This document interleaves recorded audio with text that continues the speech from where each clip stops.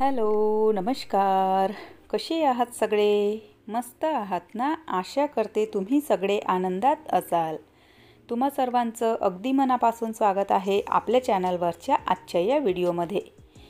तर बघा, जेवण झाल्याच्या नंतर ना आपण किती कंटाळा करतो गॅस ओटा स्वच्छ करायला, भांडे स्वच्छ करायला, आणि कंटाळा केला आणि सगळं मग जर हे तसंच ठेवलं तर बघा सिंकमध्ये ना खूप सारे असे उष्टे खरकटे भांडे पडलेले असतात आणि गॅस ओठासुद्धा असा रणबण पडलेला असतो.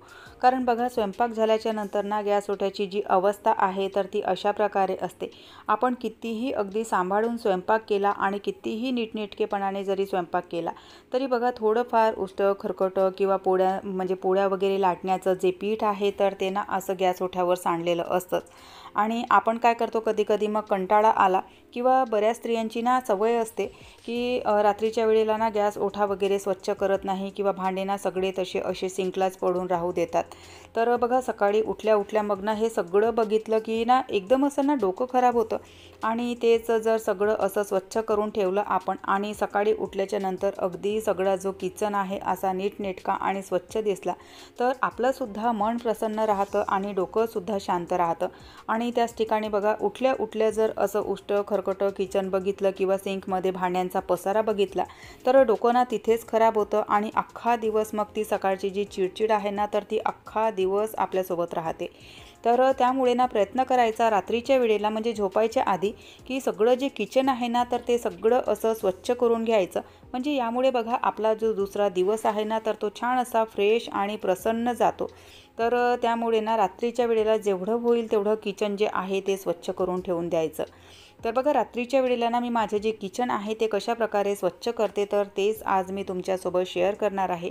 कारण बघा, आपण ज्या गृहिणी आहोत तर उठल्या सकाळी ना आधी किचनमध्ये जावं लागतं.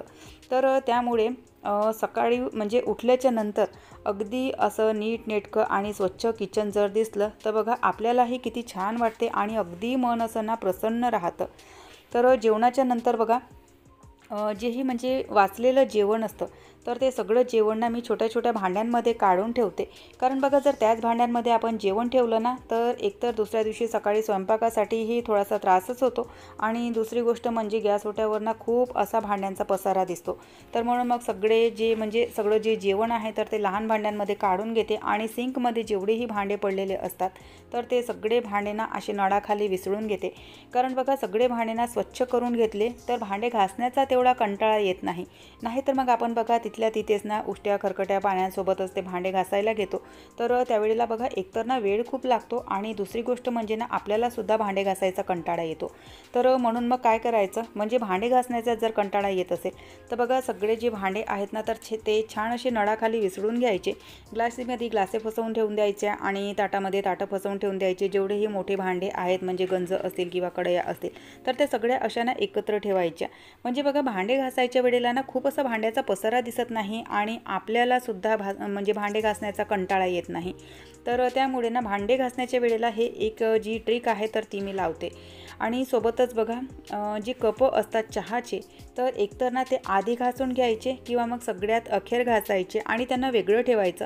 नाहीतर बघा, आपण सगळे जे कपं वगैरे आहे तर या भांड्यांसोबत ठेवले ना तर बघा त्यामधून ना छोटे छोटे असे काचेचे न तुकडे पडतात किंवा मग त्यांच्या कळ्या निघतात आणि जे कप आहेत तर ते अगदी छोट्या छोट्या याच्यामध्ये ना तुटतात.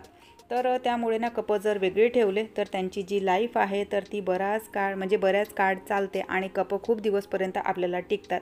तर कपांची ही एक ट्रिक बघा, तुम्ही फॉलो करून बघा, खरंच कपं ना खूप दिवसपर्यंत चालतात. सगळे भांडे स्वच्छ करून झाले की त्यांचं पाणी निथरण्यासाठी ना मागे जो वॉशिंग एरिया दिलेला आहे तर तिथे मी ठेवते. आणि तोपर्यंत हा जो सिंक आहे तर तो सिंकसुद्धा स्वच्छ करून घेते. कारण बघा, भांडे जर आपण स्वच्छ केले आणि सिंक जर तसाच राहू दिला तर सिंकमध्ये सुद्धा बघा खूप असे बारीक बारीक मच्छर पडतात किंवा सिंकमधून ना वास यायला लागतो. तर त्यामुळे जेवढ्या वेळेला आपण भांडे घासतो तर किमान सिंक म्हणजे स्वच्छ करून घ्यायचा. आणि माझी तरी सवय आहे दिवसातून 2 वेळा सिंकच्या आजूबाजूची जी टाईल्स आहे, आजूबाजूचा जो परिसर आहे तर तो मी सगळा असा स्वच्छ करून घेते. तर रात्रीच्या वेळेला सुद्धा हे सगळं असं स्वच्छ करून घेते. सोबतच बघा, माझ्या किचनमध्ये ना प्यायच्या पाण्याचे आणि स्वयंपाकाच्या पाण्याचे भांडे भरलेले असतात. म्हणजे 24ही तास नळ चालू असतो. पण तरीसुद्धा ना एक सवय पडली आहे, प्यायच्या पाण्याचं माठ, एक एक्स्ट्राच्या प्यायच्या पाण्याचा हंडा आणि एक स्वयंपाकाची छोटीशी बादली तर हे मी भरून ठेवते. तर ते रात्रीच्याच वेळेला भरून ठेवते, कारण बघा दिवसामध्ये ना म्हणजे दिवसाच्या वेळेला इतकी धावपळ असते, मुलांचे टिफिन असतात, त्यांची शाळा असते, त्यांच्या शाळेच्या तयाऱ्या असतात, मिस्टरांचा टिफिन असतो आणि पुन्हा आपले घरातले जे इतर कामं आहेत तर ते सुद्धा करायचे असतात. तर सकाळच्या घाई गडबडीमध्ये बघा हे जे आपलं एक काम आहे ना तर ते कमी होऊन जाते. त्यामुळे प्यायच्या पाण्याचं भांडं, स्वयंपाकाचं भांडं, माठामध्ये पाणी भरायचं असेल तर ते काम ना मी रात्रीलाच करून ठेवते. आणि तसंही बघा आपल्या म्हणजे शास्त्रामध्ये सांगितलेलं की रात्रीच्या वेळेला ना आपल्या स्वयंपाकघरामध्ये एक बकेट म्हणा किंवा कुठलं तरी एक भांडं ना भरून ठेवायचं. तर ते एक बघा म्हणजे एक जी शास्त्रीय पद्धत आहे तर ती सुद्धा फॉलो होऊन जाते. आणि दुसरी गोष्ट म्हणजे माझी सकाळची मेहनतसुद्धा वाचून जाते. तर प्यायच्या पाण्याचं भांडं मी ना फिल्टरच्या खाली लावलेलं. तोपर्यंत माझा जो गॅस ओठा आहे तर तो स्वच्छ करून घेते. तर गॅस ओठा स्वच्छ करताना बघा हे एक ना लिक्विड आहे जे मी घरी बनवलेलं आहे. तर त्या लिक्विडचा मी वापर करते आणि त्याच्याने सगळा जो गॅस ओठा आहे, गॅसची जी शेगडी आहे तर ते सगळं असं स्वच्छ करून घेते. रात्रीची क्लिनिंग करताना सगळी गॅसची शेगडी वगैरे उचलून आणि जेवढंही इथे सामान ठेवलेलं असतं तर ते सगळं उचलून घेते आणि त्यानंतर मग स्वच्छ करते. कारण बघा जेही झुरड वगैरे असतात किंवा मुंग्या माश्या ज्याही असतात तर ते बघा रात्रीच्या वेळेला ना जास्त ॲक्टिव्ह होतं. कारण बघा रात्रीच्या वेळेला आपला आवर म्हणजे किचनमध्ये राहत नाही, आपली एजा काही किचनमध्ये राहत नाही. तर त्यावेळेला बघा जे काही आहे तर ते सगळं म्हणजे त्यांच्या हवाले असतं. तर त्यामुळे ना रात्रीच्या वेळेची जी किचन क्लिनिंग आहे तर ती थोडीशी व्यवस्थित करायची. त्यामुळे बघा झुरडांचा, मुंग्यांचा, माशांचा जो त्रास आहे तर तो थोडासा कमी होतो. सगळा गॅस ओठा स्वच्छ झालेला आहे. दिवसाच्या वेळेला बघा डस्टिंगचे आणि गॅस ओठ्याचे जे सगळे कपडे आहेत तर ते धुवून मी ना इथे मागे वॉशिंग एरियालाच वाळत घालते. ते कपडे मी मशीनला लावत नाही. तर ते सगळे जे कपडे आहेत तर ते सुद्धा घडी करून रात्रीच्या वेळेला ठेवते. 2 बास्केट ठेवते मी किचनच्या कपड्यांच्या.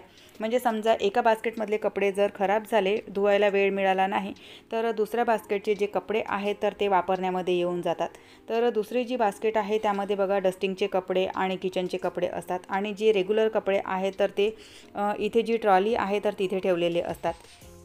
प्यायच्या पाण्याचं जे भांडं आहे तर ते भरलेलं होतं. तर ते पाणीसुद्धा मी रात्री मटक्यामध्ये म्हणजे माठामध्ये ना रात्रीच टाकून ठेवते. कारण सकाळपर्यंत ना छान असं ते पाणी जे आहे तर ते थंड येऊन जातं. आणि वातावरण कोणतंही असो म्हणजे उन्हाळा असो, पावसाळा असो किंवा हिवाळा असो, आमच्या इथे 12ही महिने माठातलंच पाणी पिलं जातं. तर त्यामुळे माठसुद्धा मी रात्रीलाच भरून घेते. पुन्हा थोडंसं इथे ना पाणी सांडलेलं तर ते सगळं पाणी ना पुसून घेते. कारण बघा पाण्याचे ना नाहीही म्हटलं तरी तिथे डाग पडतात. तर त्यामुळे ते सगळं असं पुसून घेते. दुसऱ्या दिवशी टिफिनची तेवढी धावपळ नव्हती, त्यामुळे मग ना भाजीचं मी कट करून ठेवलं नाही. नाहीतर मग रात्रीच्याच वेळेला ना दुसऱ्या दिवशी जी भाजी बनणार आहे तर ते भाजीचं सुद्धा मी रात्रीच कट करून ठेवते. म्हणजे सकाळी तेवढी धावपळ होत नाही. तर बघा जेवणाच्या नंतर फक्त ना अर्धा तास आपल्याला लागतो, म्हणजे 20-25 मिनिट किंवा जास्तीत जास्त 30 मिनिट. आणि या एवढ्याशा वेळेमध्ये बघा सगळं जे किचन आहे तर ते अगदी असं स्वच्छ, नीटनेटकं आणि छान असं व्यवस्थित होतं. आणि यामुळे बघा दुसऱ्या दिवशीची आपली जी सकाळ आहे तर ती सुद्धा छान अशी प्रसन्न राहते. त्यामुळे मग जेवणाच्या नंतर अजिबात आळस न करता फक्त 30 मिनिटं तुमच्या किचनला द्या आणि तुमची जी किचन आहे तर ती छान अशी फ्रेश आणि प्रसन्न बनवा. तर चला व्हिडिओ इथेच संपवते. आवडल्यास लाईक, शेअर, सबस्क्राईब करा. पुन्हा भेटू नंतरच्या व्हिडिओसोबत. बाय.